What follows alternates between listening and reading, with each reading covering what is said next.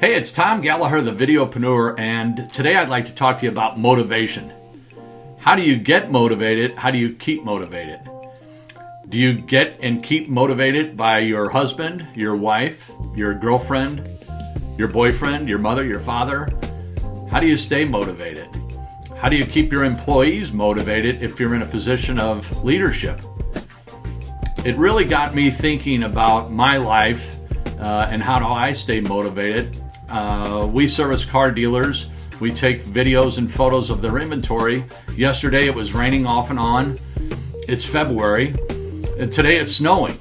It snowed this morning, but now it's stopped. So how do you stay motivated? And it got me thinking about my career. And this is going back quite a few years.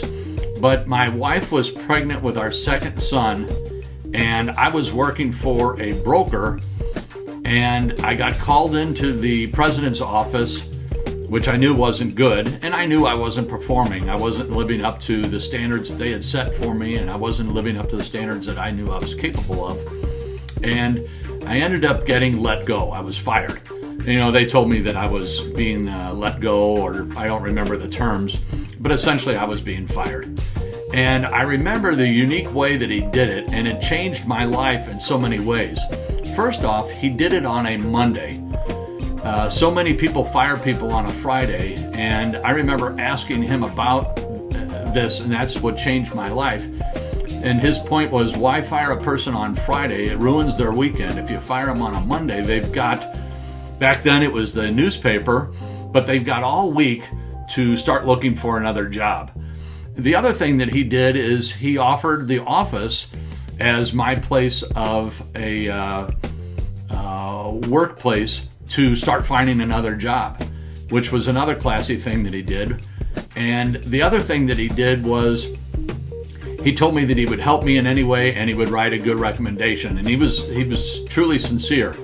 So, you know, that's been years and years and years ago, but I've always tried to mirror the same thing. When I let someone go, I let them go on a Monday. When I let them go, I explain to them that things aren't working out or didn't work out, but that doesn't mean that you're not a successful or you can't be successful. It's just that it wasn't a good fit for you here, or we weren't a good fit for you. And then the third thing is I always try to work with the person to try to help them land their next position. And I've always been honest with that. I've always been sincere with that. And I've always written letter of recommendation or answered any phone calls or emails that a potential employer sent to me. So I learned a lot from that.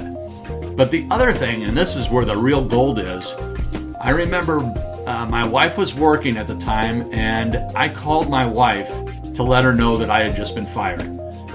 And here she is, pregnant. We had our son in July, and this was, I'm trying to remember, this was early winter. And it's interesting because I told her that I had just been fired and that I already had a new job. And she said, wow, you already got a new job? And I said, yeah, my new job is I'm going to work my tail off to find a new job. And when I got home that night, she got home, we were talking, and she gave me a big hug and a kiss, and she said, I am so proud of you. I know you're going to be successful in whatever you do. And I was 10 foot tall and bulletproof. And I remember when I did get a job, a friend of my father's was a person that I put down as a recommendation, and they contacted him, and he gave my future employer glowing comments about me. And later I talked to my boss, and we were on a flight to Dallas one time, and he asked me, you know, what happened? Because I put down on my resume that I was still employed. I lied to him.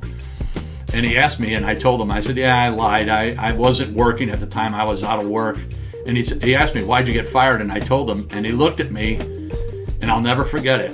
He looked at me and he said, man, am I glad that guy saw the wrong thing in you and fired you, because you've been such a big help, such a big asset for our company.